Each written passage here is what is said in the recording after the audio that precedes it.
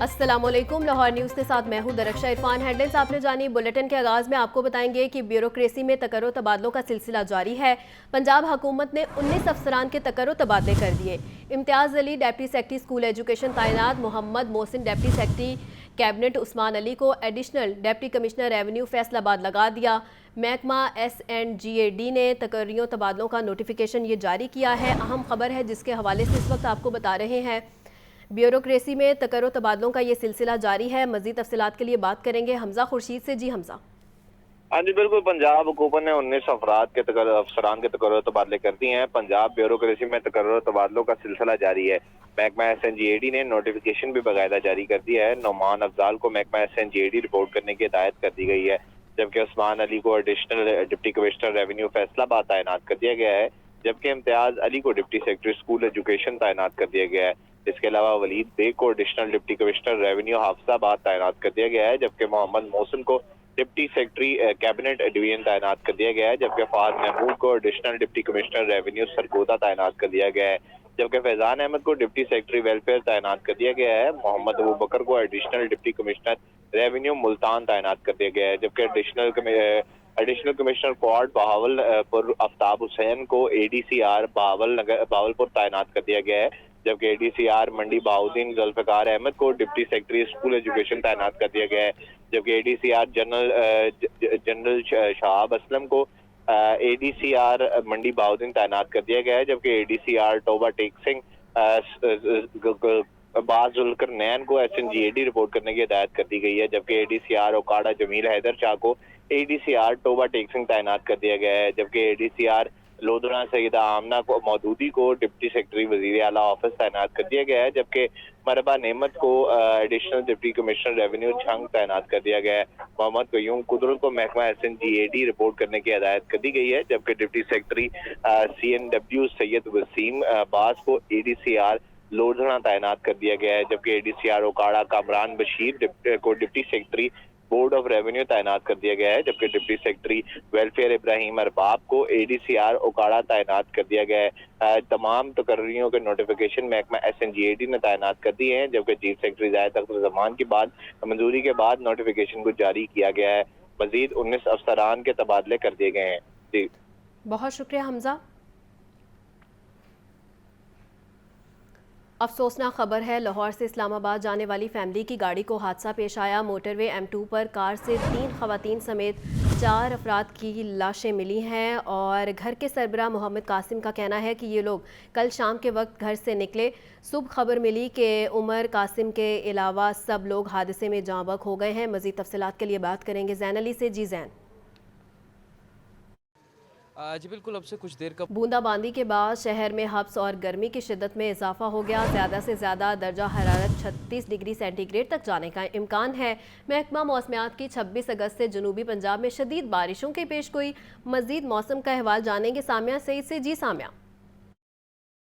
बिल्कुल, सूबाई दारुल हुकूमत लाहौर में बूंदाबांदी के बाइस हब्स की जो कैफियत है उसमें मज़ीद इजाफा रिकॉर्ड किया जा रहा है। हवा में नमी का तनासुब 70% हो गया है और हब्स की जो शिद्दत है वो बाहर महसूस की जा रही है।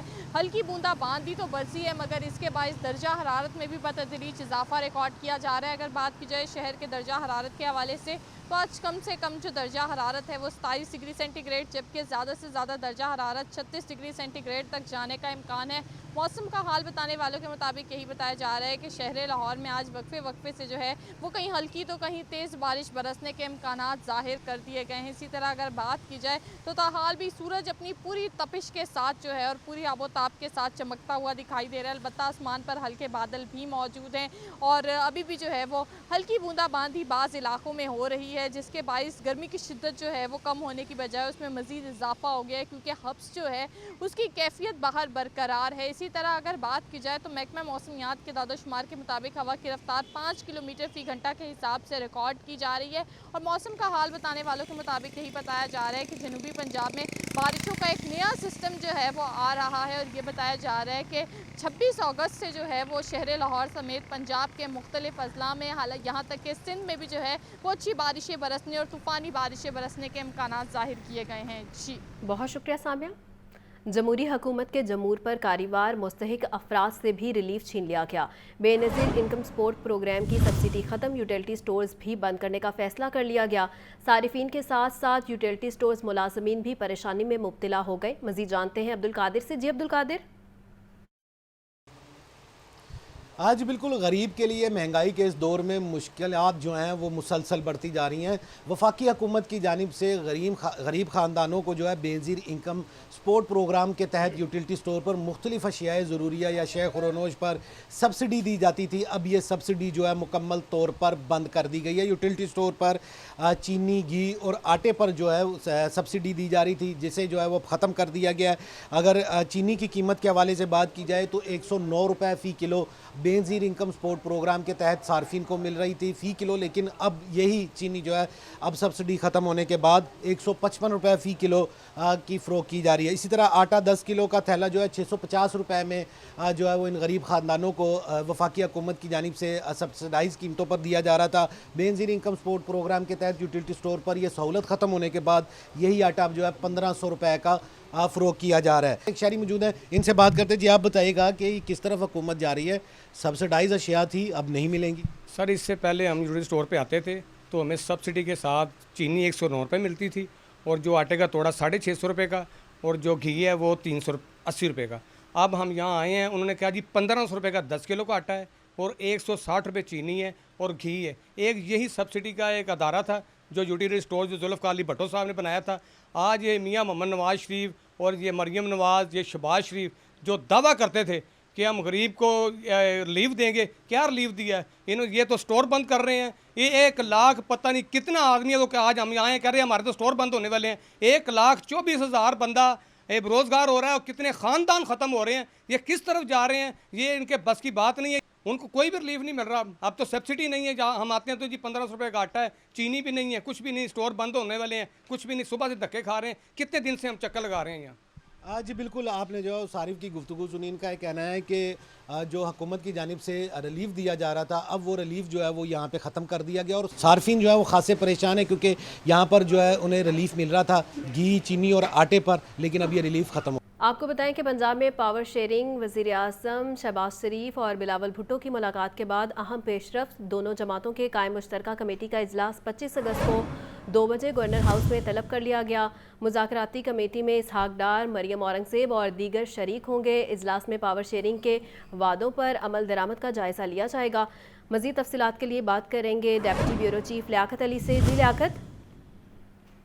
बिल्कुल, पाकिस्तान पीपल्स पार्टी और पाकिस्तान मुस्लिम लीग के दरमियान पंजाब में पावर शेयरिंग के मामलात पर जो है वो आला सतह की मुज़ाकराती मीटिंग बुलाई गई है। पहले बिलावल भुट्टो और वज़ीर आज़म शहबाज शरीफ की मुलाकात हुई थी गुज़श्ता रोज़ इस्लामाबाद में, और आप फॉलो अप मीटिंग के तौर पर एतवार के रोज़ गवर्नर हाउस में ये मुज़ाकरात होंगे, जिसमें पाकिस्तान मुस्लिम लीग की तरफ से नायब वज़ीर आज़म इसहाक डार, जबकि गवर्नर पंजाब मलिक मोहम्मद अहमद खान, मरियम औरंगज़ेब और दीगर रहनुमा शरीक होंगे। जबकि पाकिस्तान पीपल्स पार्टी की जानब से साबिक वज़ीर आज़म राजा परवेज़ अशरफ, सैयद हसन मुर्तज़ा, नदीम अफजल चंद और सैयद अली हैदर गिलानी जो हैं शरीक होंगे। पावर शेयरिंग के जिन नकात पर अमल दरामद किया गया और उसमें अगर कोई पीपल्स पार्टी के तहफ़्फ़ुज़ात है तो वो ज़ेर गौर आएंगे, और मुआहिदे के जिन नकात पर अभी अमल दरामद होना बाकी है उन नकात का भी जायज़ा लिया जाएगा। जी ठीक है लियाकत। पाकिस्तान पीपल्स पार्टी की वस्ती पंजाब में तंजीम नौ का मामला। चेयरमैन बिलावल भुट्टो जरदारी वस्ती पंजाब की क़यादत पर बरहम। 3 डिवीजन्स के अलावा तमाम लिस्टें मुस्तरद। वस्ती पंजाब की क़यादत को 1 हफ्ते में दोबारा लिस्टें पेश करने की हिदायत। लाहौर रूरल के लिए शाहजहां भट्टी को सदारत नामजद कर दिया गया है। मज़ीद जानेंगे मोहम्मद यासीन से। जी यासीन। जी, पाकिस्तान पीपल्स पार्टी की वस्ती पंजाब के तंजीम नौ का मामला है और पाकिस्तान पीपल्स पार्टी के चेयरमैन बिलावल भुट्टो जरदारी ने वस्ती पंजाब की क़यादत पर बरहमी का इज़हार किया है। बिलावल भुट्टो जरदारी ने 2 रोज़ कबल वस्ती पंजाब की क़यादत को मुलाकात के लिए बुलाया था। इस मुलाकात के दौरान वस्ती पंजाब की क़यादत ने पंजाब की मुख्तलिफ ज़िला और डिवीज़नों की तंजीम नौ के हवाले से बिलावल भुट्टो जरदारी को जो लिस्टें पेश की थी, और ज़राए के मुताबिक बिलावल भुट्टो जरदारी ने 3 डिवीज़न के साथ बाकी तमाम लिस्टें मुस्तरद करते हुए वस्ती पंजाब पंजाब की क़यादत को दोबारा लिस्टें तैयार करने की हिदायत की है। ज़राए का मजीद कहना है कि पीपल्स पार्टी वस्ती पंजाब की क़यादत को एक हफ्ते के अंदर दोबारा तंजीम नौ के हवाले से लिस्टें चेयरमैन को पेश करने की हिदायत की गई है। और ज़राए का यह भी कहना है कि जो 2 रोज़ कबल मीटिंग हुई थी उसमें लाहौर रूरल के लिए शाहजहां भट्टी को सदर नामजद कर दिया गया है, जिसका नोटिफिकेशन चंद रोज़ में जारी कर दिया जाएगा। जी बहुत शुक्रिया यासीन। शहर की मसरूफ शाहराह एम्प्रेस रोड जगह जगह से टूट फूट का शिकार है। बड़े बड़े गड्ढों में बारिशी पानी ताहाल जमा। रेलवे स्टेशन जाने वाले हज़ारों शहरी एम्प्रेस रोड से गुजरते हैं। तफसीलात जानेंगे सामिया सईद से। जी सामिया।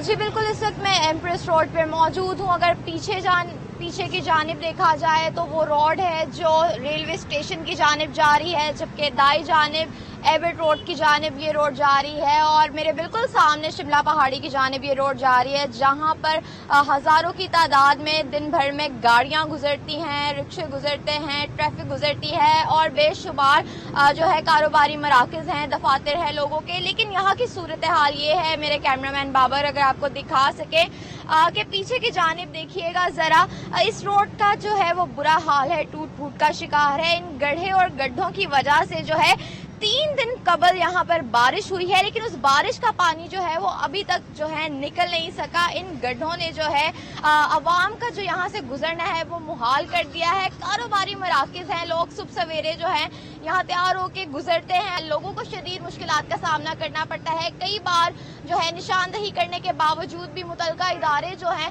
इसकी जानिब से जो है गफलत बरत रहे हैं, जिसकी वजह से लोगों को सुबह सवेरे दफातर की जानिब जाना होता है और इतनी अहम शाहराह है, इतनी लंबी शाहराह है, काफ़ी मुश्किलात का सामना करना पड़ता है और हादसा भी पेश आते हैं। हुकूमत से अपील है कि इस जानिब जो है वो नज़र दौड़ाई जाए ताकि इसके बारे में एक्शन लिया जाए और इसकी मुरम्मत का काम जो है वो फिलफौर अंजाम दिया जाए। जी बहुत शुक्रिया सामिया।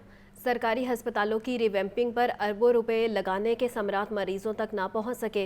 सरकारी हस्पतालों की मशीनें ख़राब होने का इंकशाफ हुआ है और म्यू हस्पताल की सीटी स्कैन की मशीनें 1 माह से ख़राब पड़ी हैं। जनरल हस्पताल की लेथोट्रेस्पी की मशीन 1 हफ्ते से ख़राब है। ऑपरेशन करवाने वाले मरीज़ खार हो गए हैं। मज़ीद जानेंगे मोहम्मद बिलाल से। जी बिलाल, क्या अपडेट्स हैं?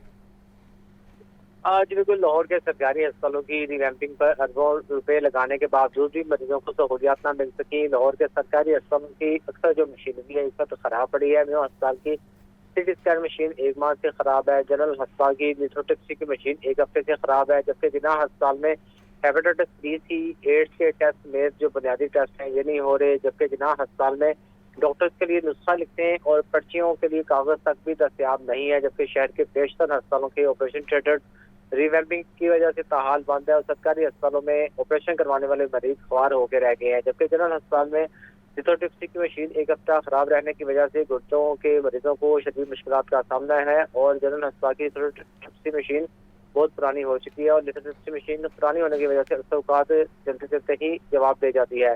जबकि इसके साथ साथ गवर्नमेंट शाहजहां टाउन अस्पताल की सीबीसी मशीन भी खराब है और टैंकी के सीजन शाहजहां अस्पताल के मरीज सीबीसी के जो टेस्ट है ये प्राइवेट करवाने पर मजबूर है। इस हवाले से सूबाई वज़ीर सेहत तो ख्वाजा सलमान रफ़ी का ये कहना है कि अस्पतालों में खराब मशीनरी को जल्द हंगामी बुनियादों पर ठीक कराया जा रहा है और अस्पतालों के मसाइल पर कड़ी नजर है, जबकि जल्द ही हालात बेहतर हो जाएंगे। जी बहुत शुक्रिया बिलाल।